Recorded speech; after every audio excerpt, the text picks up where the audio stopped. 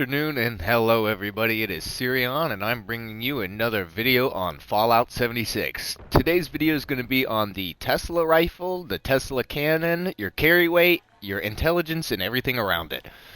This build does include being just a normal human, so no ghoul, but if you did want to play as a ghoul, you could play around with the perk cards as you see. So with this build, we're going to go ahead and start off with the legendary perks. As you get higher leveled into the game, you will unlock legendary perk cards that you will be able to spend points on. Whenever you upgrade these special points, such as agility, charisma, luck, strength, intelligence, you gain more points in your legendary perk card attribute. So if you are a lower level, please don't take this as like a video that you have to stay away from because it might be a higher level build. You could just pick and play with the cards that you might have at any given point in time. So starting off, we have strong back, everything to give you more carry weight. So traveling pharmacy to reduce the weight of those chems. Sturdy frame number 1. This makes all armor weigh 25% less. Portable power, bandolier, pack rat, fully charged, and arms keeper. Full charge is good if you do want to use that power armor. If not, then you could always replace this card with something else. Night Person's a great card that gives you +3 to your intelligence, and the more intelligence you have, the more XP you gain. I could be wrong here, but I believe for every point of intelligence, you gain 3 points of XP. And then the same thing applies to Charisma's inspirational, except for instead of 3 points of XP, you only gain 2. So it's good to have both. Second to that is Grenadier for the Tesla cannon. This is not necessary. If you wanted to, you could have something like Center Masochist, so that way you're doing more damage to the torso, especially if you only want to use the Tesla rifle, or if that's the only thing that you have. And second to that is Endurance, so we want to get our health as high as possible. Life Giver, and then we're going to mix it with Overeater on our power armor. This is slow metabolism. Ironclad, that's going to double our protection. Anything that's going to boost your overeaters, such as this one. Through Hiker to reduce weight as well. Thirst Quencher to give you more AP. And Rejuvenated. So getting into the inspirational, for every charisma point that you have, you also gain experience points while being on a team. And being on a team also gives you bonuses. So if you are in a casual team, you gain +2 intelligence. So that is good for XP if you're trying to get a little bit higher up there. Bodyguards is going to give you a little bit more damage resistance when you're part of a team. Philanthropist to boost that overeaters, so whenever you are a part of your team, you could also restore each other's health, or food in that regard, but it also works for health. Strange in numbers for whenever you're mutated. Trust me, you want to take those mutations, and this is a good one for that. Spiritual Healer, this regens you. Squad Remover, run 20% faster. Travel Agent, Suppressors, and Tenderizers. So everything to manage your DPS, your carry weight, and your overall play. It's going to make that quality of your life on the build a little bit better. First Aid is going to give you more HP per stim. Field Surgeon's going to second that. Power User is going to make your power armor last a little bit longer. Now here's the Demolition Expert mixed with the Grenadier. Whenever we use the Tesla cannon, I have 2 different versions of that Tesla cannon. One has 2-shot, and the other one is a direct hit version. The direct hit version, you should use conductors, and it should be a VATS-based version, and that's purely if you're only looking to get the DPS. But if you want an overall events build that you want to tag a lot of enemies and get a lot of experience points, then Demolition Expert is the card to have. Science is a must for this build, as Tesla is a energy weapon, so the more intelligence we have, the stronger those weapons are going to be. We want batteries included. Again, this is going to further decrease that carry weight, so that way we can carry more. Good with Salt's going to make our food last a little bit longer. This pairs with that Overeaters. Action Boys for faster AP regen, and then we're still going to want those Furious cards to get us a little bit extra DPS.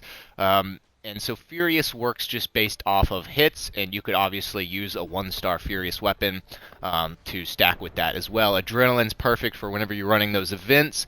You could tag a lot of enemies. Scrounger's perfect for the Tesla rifle because you're going through so much ammunition that whenever you kill these enemies at the event, you want Scrounger to pick up even more. Ricochet, class freak for non-Fallout First players too. If you don't want to pay that $13.99 every month, this is a perfect carry weight build that will also give you tons of... Alright, 3, 2, 1. This build is also perfect for those players that do not want Fallout First. That $13.99 could be expensive every month, and I know that that's a contention point, so this build also is perfect for that.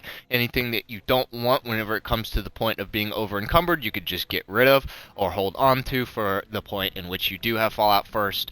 But everything in here, again, is based around carry weight, damage, and quality of life. So get into the actual player himself. As you can see, I have 512 health, and I am not wearing power armor. I just use the Chinese stealth suit, as it turns you invisible whenever you're at events. This is also good for PvP, as you could mess with people, go invisible, hit them with the Tesla cannon, and disappear. It's kind of fun.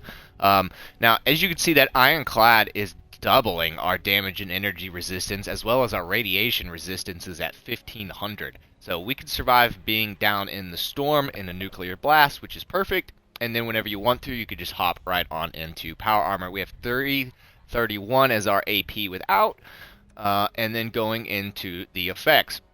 As you can see, Birthday Cake gives you 3 charisma, that's extra carry weight. You have 60% HP, 4 strength, and 45% damage or disease resistance based on being fully fed. So this is perfect for overeaters. Now, whenever you get those mutations, and mutations can be received either at player vendors or at the Modus terminal underneath the White Springs. You do have to do the Enclave questline to gain these, or just find them at player camps. I sell them pretty cheaply, so you should be able to find them no problem, really. So Adrenal Reaction's going to give us 5% damage while on a kill streak. This is going to pair with that adrenaline. We do lose a little bit of HP, but that's perfectly fine. Bird Bones. Fall damage and agility gain. We only lose 1 strength, so that's really not a big deal. Chameleon, invisible in combat if unarmored and stationary. Egghead is going to give us an additional 6 intelligence points, and that's perfect for that experience gain. As you can see with Class Freak, we're losing a lot of those negatives, only 0.75 endurance, 0.75 strength. Herbivore is 2 times benefits from veggies, immune to diseases, and things like that. Herbivore is perfect because if you get the Birthday Cake, you know, things like herbivore, brain fungus, stuff like that is better, but there's also plenty of meat-based things that are really good that give you also more carry weight. So carnivore or herbivore is up to you. Herd mentality is a must. Trust me, it is. And then marsupial for that extra height gain, carry weight, and you do lose a little bit of intelligence, but that's okay. Speed demon is also really good for your reload and movement speeds. And as you can see here, these are what the perk cards are actually doing for my character. Max AP, plus 3 carry weight, fully hydrated, and so on and so forth. Getting into the actual weapons themselves, I have several different event-based weapons that I like to use. This one is the Tesla Cannon. The Tesla Cannon, I do believe you need gold bullion to purchase, and I don't remember where you purchase the mods for this. I think it might be at Vault 79. But either way, once you get the Tesla Cannon, 2-shot explosive, VATS optimized and polished to get the most amount of damage on that weapon. And then if you wanted a stronger version of the weapon, I do not have that, so I will have to show you later. But the Quad Tesla is my secondary choice with 300% ammo capacity, weapon speed, intelligence, and weak point damage.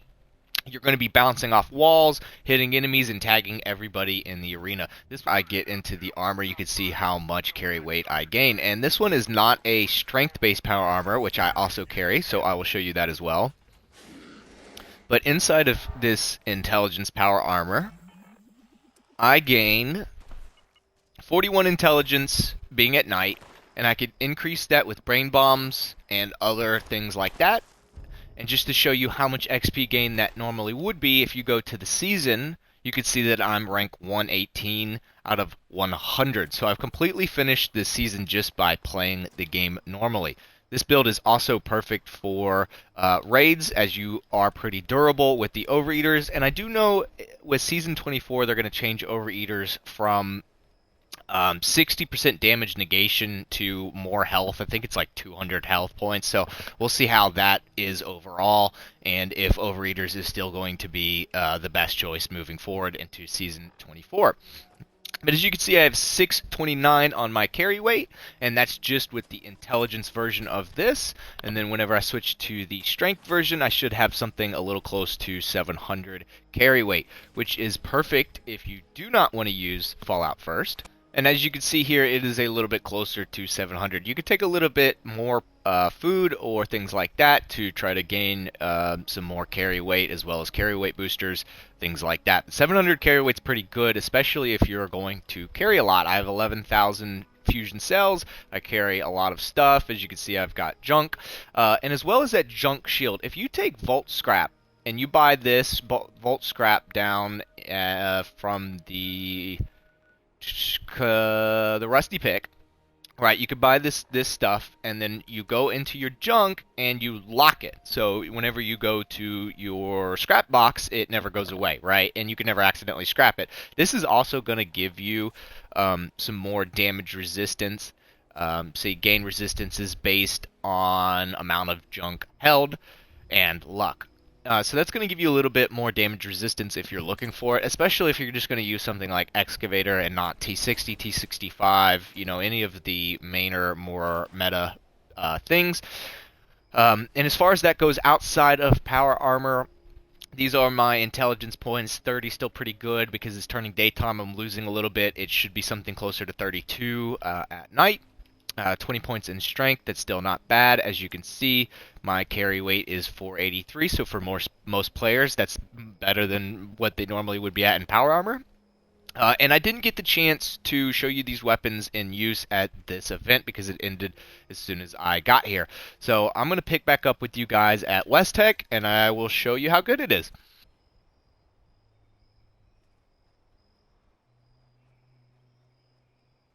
Okay, so I'm over here at West Tech, and I do not have any power armor on, just to show you. I want these guys to be able to beat me up a little bit, just so you can see that I'm still pretty dang strong, right? Oh, well, I don't want that guy to blow up. But as you can see, just with a few shots, how much damage I'm doing. And that's not even inside of VATS. So you could do some pretty good damage with just the Tesla rifle. Now, if you want to get a little bit funkier, you can use something like the Tesla cannon. And the Tesla cannon, I'm using the 2-shot version to get a little bit higher of an explosive radius. But as you can see, I'm tagging absolutely everything over there. Everything's getting tagged. So if you were doing an event and you wanted XP gain, all you'd have to do is shoot this weapon randomly around. And be careful not to shoot yourself, because if you could see, if I shoot the ground, it does a pretty decent amount of damage to me. So I could end up killing myself if I'm too close to the enemy. But the Tesla cannon is a very fun weapon at the moment. This one has 2-shot explosive. And if you wanted a DPS, you could always use a direct energy version, which I have here. Anti-armor weapon speed, action point cost, and conductors. This is perfect against Eno 6. While you would have a difficult time soloing Eno 6 with this build, you certainly could. It's better used with teammates. So this build is strong and durable in those raids as well.